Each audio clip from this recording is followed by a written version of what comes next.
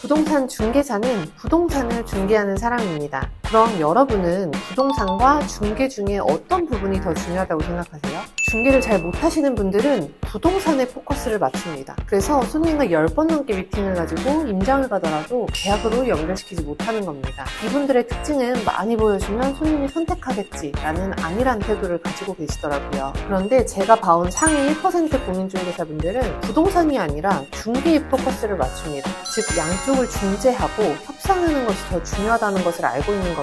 이분들은 굉장히 효율적으로 일합니다. 그럼 어떻게 하면 중개를 잘할 수 있을까요?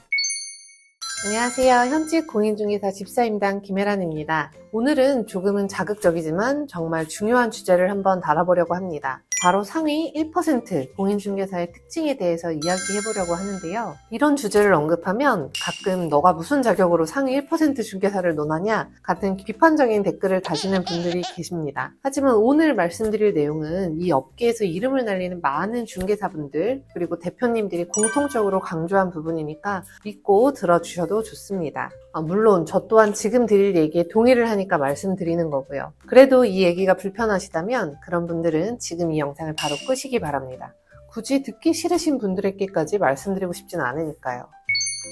자, 그럼 본격적으로 이야기 한번 나눠보겠습니다. 부동산 중개사는 부동산을 중개하는 사람입니다. 그럼 여러분은 부동산과 중개 중에 어떤 부분이 더 중요하다고 생각하세요? 한번 답해보시기 바랍니다. 중개를 잘 못하시는 분들은 부동산에 포커스를 맞춥니다. 그래서 손님과 10번 넘게 미팅을 가지고 임장을 가더라도 계약으로 연결시키지 못하는 겁니다. 이분들의 특징은 많이 보여주면 손님이 선택하겠지라는 안일한 태도를 가지고 계시더라고요. 그런데 제가 봐온 상위 1% 공인중개사분들은 부동산이 아니라 중개에 포커스를 맞춥니다. 즉 양쪽을 중재하고 협상하는 것이 더 중요하다는 것을 알고 있는 겁니다. 이분들은 굉장히 효율적으로 일합니다. 그럼 어떻게 하면 중개를 잘할 수 있을까요? 이제부터 정말 중요한 내용이니까 메모하시기 바랍니다. 중개를 잘하려면 손님의 니즈 파악을 우선 잘해야 합니다. 바로 손님이 뭘 원하는지 그 원하는 바를 어떻게 끌어낼 수 있는지가 바로 중개사의 핵심 역량이라는 겁니다. 많은 중개사분들이 고객들의 요구사항, 즉 니즈 파악하는 것이 중요하다고 생각은 하면서도 막상 실제 실무에서는 이를 충분히 고려하지 않거나 또 필요한 질문을 하지 않는 경우가 상당히 많습니다. 고객한테 단순히 예산과 위치 정도만 물어보고 더 구체적인 질문들을 굉장히 많이 생략하는 경우가 대부분이에요. 예를 들어 고객의 집 위치나 고객이 하고자 하는 업종에 대해서 묻지 않고 어떤 물건을 구한다고 하면 바로 그 물건을 서치만 하고 그 물건을 보여주게 되는 초보 중개사분들이 많습니다. 이러한 상황에서는 고객이 처음에는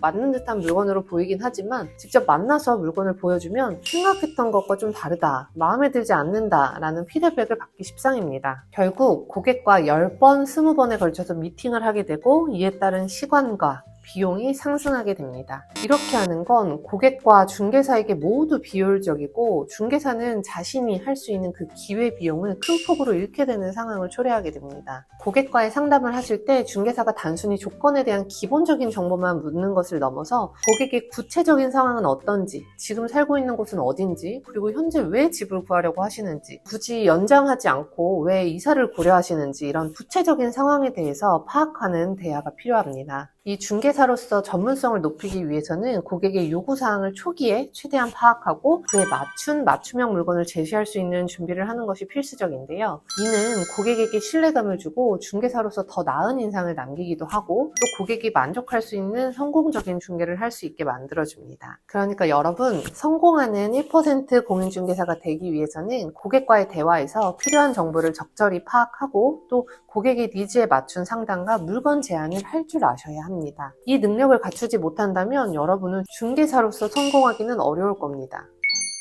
오늘은 누군가에게는 불편할 수 있지만 정말 중요한 얘기를 드렸습니다. 이 영상을 보시고 다시 예전으로 돌아갈지 아니면 새로운 중개를 할지는 여러분의 선택입니다. 앞으로도 제 이야기를 더 듣고 싶으시다면 구독과 알람 신청해주세요. 앞으로도 초보 중개사분들을 위한 중요한 말씀 많이 드리도록 하겠습니다. 감사합니다.